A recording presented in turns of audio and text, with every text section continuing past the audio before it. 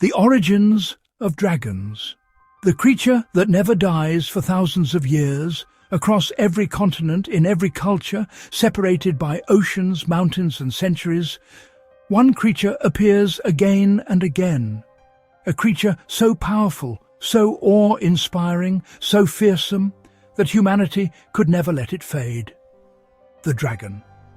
Today, we journey back, far beyond recorded history, deep into the cradle of civilization, to uncover the truth behind one of the world's most enduring legends. A story woven from myth, memory, fear, nature, and perhaps something else entirely. Because the origins of dragons may not be the fantasy we imagine. They may be the remnants of a world our ancestors once knew. Let us begin. Before history. The first sighting. Our story begins 12,000 years ago, at the end of the last ice age, when glaciers retreated and new lands emerged from the melting cold. This was a world where early humans lived among colossal creatures, giant snakes, enormous crocodiles, towering cave bears, and prehistoric lizards that stretched farther than anything alive today.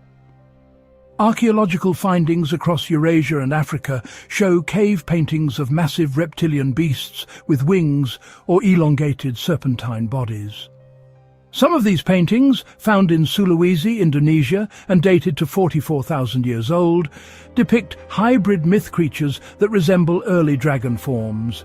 Aubert et al., Nature, 2019. Although these ancient artists left no written language, the message carved onto the stone is unmistakable. They feared something. They revered something, something powerful. And so begins our story. Not as myth, but as memory. Memory passed down, generation to generation, until it transformed into legend. The first dragon of Mesopotamia. Tiamat, mother of monsters. Our next chapter takes us to Mesopotamia, the cradle of civilization, where some of humanity's first cities rose and where the first recorded dragon was born. Around 2000 BCE, tablets written in cuneiform describe Tiamat, the primordial sea dragon. Serpentine, massive and chaotic, she embodied the untamed forces of nature. In the Enuma Elish, ancient Babylon's creation epic, Tiamat wages war against the younger gods, only to be slain by Marduk, who forms the world from her remains. Jacobson, 1976. It is here that the dragon becomes something new, a symbol of chaos, a force to conquer, a beast that even gods feared. But what inspired Tiamat? Scholars believe early Mesopotamians encountered remains of massive crocodiles from the Tigris and Euphrates, or fossils of prehistoric marine reptiles like mosasaurs washed up from ancient seas.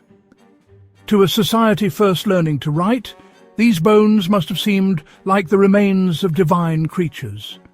And so the dragon entered human memory not just as myth, but as the force that shaped the world. China's dragon of wisdom.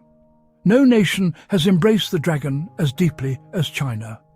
But unlike the West, where dragons breathe fire and destroy kingdoms, the Chinese dragon, Long, is a symbol of life, reign, wisdom, and imperial authority. Archaeological records show dragon-shaped carvings as far back as 6000 BCE from the Hongshan culture, Liaoning Province excavations, 1994. These early forms were serpentine, horned, and benevolent, far different from the monsters of Europe. Chinese myth tells of a time when the Yellow Emperor, Huangdi, ascended to heaven on the back of a dragon, leaving humanity behind. Dragons controlled storms, rivers, and the fortunes of entire dynasties. But where did this image come from? Scientists believe the Chinese dragon may have been inspired by large pythons and crocodiles found in southern China, fossils of dinosaurs such as Mamenchisaurus, with its impossibly long neck, and the ancient Chinese belief that the world was filled with spiritual forces, not monsters. To the Chinese, dragons were not threats. They were teachers, guides, keepers of harmony. Which leads us into one of the most fascinating mysteries of all. How did humanity, separated by continents and oceans, imagine dragons so differently? Norse and European dragons, beasts of fire, greed and destruction. Now we travel north, into the snow-covered mountains of Scandinavia and Europe. Here dragons took on a darker form. The Norse sagas describe the Nidugr, a colossal dragon who gnaws at the roots of Yggdrasil, the world tree. This creature represents destruction, decay, and the endless cycle of life, the Poetic Edda, c. 1270 CE. In medieval Europe, dragons grew wings, breathed fire, and stole treasure. The most famous of these is Fafnir, once a dwarf corrupted by greed, who transformed into a dragon to guard his stolen gold, Volsunga Saga. Later, in the Christian era, dragons became symbols of sin and Satan himself. St. George slaying the dragon became one of the most retold stories of the Middle Ages. But again, why? Why did dragons shift from sacred symbols to embodiments of evil? Historians point to three key reasons: contact with large reptiles in foreign lands, discovery of mammoth and dinosaur bones misinterpreted as monsters, cultural shifts, especially with Christianity redefining old pagan creatures as demons. Yet there is a deeper, more ancient thread that unites all these myths. One that takes us even further back: African dragons. The first serpent kings. Africa gives us some of the oldest and most powerful serpent dragon legends on Earth. In ancient Egypt, the primordial serpent Apep, enemy of Ra, represented chaos, darkness and storms. Each night Ra fought Apep in the underworld, ensuring the sun would rise again, Egyptian Book of the Dead. In West Africa, the Mamiwata tradition speaks of serpent spirits who guard water, wealth, and the boundary between spiritual and human realms. Among the Zulu people, the Mbulu was a shape-shifting serpent capable of becoming human. And across Central Africa, tales speak of the Kongamato, a winged reptile resembling a pterosaur, a story so consistent that even early European explorers reported sightings. Sanderson, 1937. Could these legends be memories of real encounters with now extinct megafauna? Or something older still, a universal human memory? We may be closer to an answer than we think. Many scientists believe dragon myths come from humanity's encounters with enormous prehistoric creatures. Not dinosaurs, but giant reptiles and predators that survived into early human eras. Consider Titanoboa, a 42-foot snake from South America Megalania, a giant venomous lizard from Australia Quetzalcoatlus, a pterosaur with a wingspan the size of a small aircraft, Crocodilus thorbjarnarseni, a massive crocodile species from East Africa, giant cave lions and bears, far larger than modern species. Early humans lived side by side with these creatures. Their footprints, bones, and sudden disappearances would have shaped human fear, wonder, and imagination. This theory explains three things. Dragon legends appear everywhere because giant reptiles appeared everywhere. Stories survived because the threat was real. As megafauna went extinct, their memory became myth. But what about wings? What about fire? What about magic? For that, we turn to a different source. Many ancient cultures connected dragons to the heavens. In China, comets were called sky dragons. In India, eclipses were believed to be caused by a dragon serpent named Rahu, swallowing the sun, Mahabharata. In Mesoamerica, Quetzalcoatl, the feathered serpent, ruled over wind, learning, and creation. These cultures were early astronomers, carefully observing the stars. When meteors streaked across the sky like fiery serpents, the connection was unavoidable. The heavens themselves breathed fire. Seen through ancient eyes, comets, lightning strikes, and volcanic eruptions could easily resemble a dragon's breath, powerful, terrifying, and divine. Thus, dragons became not just creatures of the earth, but guardians of the sky. The ancient kingdom of Drakos, fictional thread. So far, we've explored mythology, archaeology, and anthropology. But now we enter the fictional thread woven through history, a story preserved in fragments across forgotten temples, old scrolls, and oral traditions. A kingdom known as Drakos. Historians have debated whether Drakos truly existed. Some claim it was merely poetic metaphor, others argue it was a real Bronze Age society that worshipped giant reptiles. Legend tells that Drakos was built in the shadow of a volcanic mountain. Its people believed dragons were the first beings to emerge from the earth, born from fire, scale, and stone.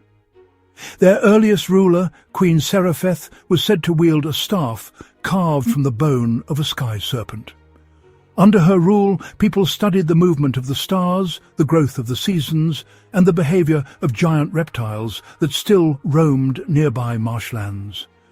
But around 2500 BCE, the volcano erupted. Ash rained for days. The sky turned black, and the great reptiles fled into the mountains. What the people saw in the smoke, massive silhouettes with wings of ash and tails of flame, became carved into stone reliefs discovered millennia later. Thus, the legend of the fire-breathing dragon was born. The kingdom vanished. Yet its legacy spread across trade routes into Mesopotamia, Greece, Egypt, and beyond. In this way, myth fused with memory. Why do dragons breathe fire? Fire is the heart of the dragon myth. But why? Biologists have proposed an intriguing theory. Certain real animals create fire-like effects. Bombardier beetles spray boiling chemicals, electric eels produce stunning voltages, spitting cobras eject venom with incredible accuracy. Archaeological evidence of methane gas pockets igniting near swamps might appear as breathing flame. Early humans encountering volcanic fire, lightning, explosive methane vents, or even meteor showers could easily interpret these natural events as the breath of a monstrous creature. And so dragons gained their most defining trait, the power to breathe destruction. The universal memory theory. Here lies the greatest mystery of all. Why do dragons appear everywhere? In China, Europe, Africa, the Americas, Oceania, the Middle East. Cultures that never met, people who never traded, civilizations separated by oceans, all imagined the same creature. Anthropologists propose that dragons are rooted in evolutionary memory. For millions of years, primates, including our own ancestors, were hunted by three major predators: large snakes, big cats, raptors, giant birds. Dragons combine all three: snake body, lion-like claws, bird-like wings. This means the dragon is not just a myth. It is a symbol of the deepest fears encoded in the human brain. And that is why dragons feel so ancient, so real, so familiar. They are creatures we were born remembering. The dragon's legacy. Why they still matter. Despite centuries of change, technology, and modern science, dragons remain alive in movies, stories, anime, video games, cultural ceremonies, emojis, tattoos, legends told around campfires, from Game of Thrones to How to Train Your Dragon to Shenron in Dragon Ball. Our fascination has never faded. Why? Because dragons represent everything humans fear, yet everything we wish we could be. Powerful, wise, majestic, untamed, immortal. They symbolize the battle between chaos and order, between nature and humanity, between the known and the unknown. And so the legend lives on, not because dragons once ruled the earth, but because the idea of dragons rules our imagination. The creature that never dies. Perhaps dragons never walked the earth exactly as we imagine. Perhaps they were born from bones, shadows, storms, and memory.